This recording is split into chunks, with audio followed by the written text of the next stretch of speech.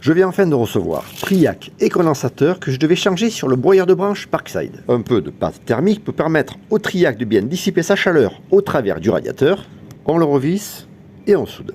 Attention quand même de ne pas trop chauffer, 300 degrés c'est largement suffisant. Et je continue avec le condensateur. Le moins est bien indiqué puisqu'il est polarisé à tension au sens. Pour rappel, il constitue ici le circuit RC permettant la commande par la gâchette du Triac. Je peux maintenant couper les pattes qui dépassent, tout remonter pour pouvoir enfin faire un essai.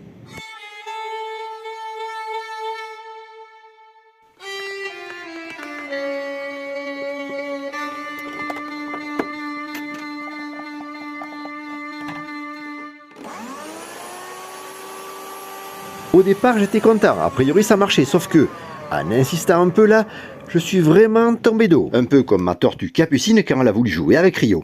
Même si le problème s'est légèrement amélioré, il y a toujours une accélération suivie d'un arrêt brutal.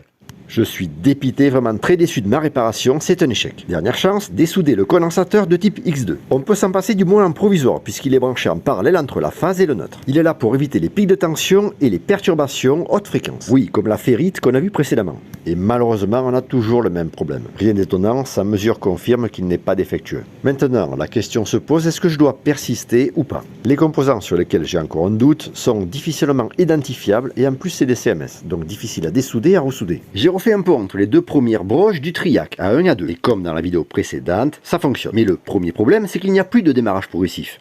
Bon, ça encore, c'est pas trop grave. Le second, lui, par contre, elle est beaucoup plus. Actuellement, en cas de coupure puis de remise sous tension, il n'y a pas de redémarrage automatique. Et ça, c'est une sécurité majeure sur ce type d'appareil. Comme ça pourrait l'être d'ailleurs sur une meuleuse ou une disqueuse. Tout ça est géré par notre carte électronique, si on la shunt, plus de sécurité. Donc j'ai une idée, pourquoi pas remplacer l'interrupteur actuel, classique, par un interrupteur de sécurité. Il y en a un ici par exemple sur cette meuleuse. En cas de coupure de courant, on est obligé de rappuyer sur le bouton 1 pour redémarrer. Donc je vais étudier ça, peut-être en commander un, et puis je vous retrouve dans une prochaine vidéo pour vous dire ce que ça a donné.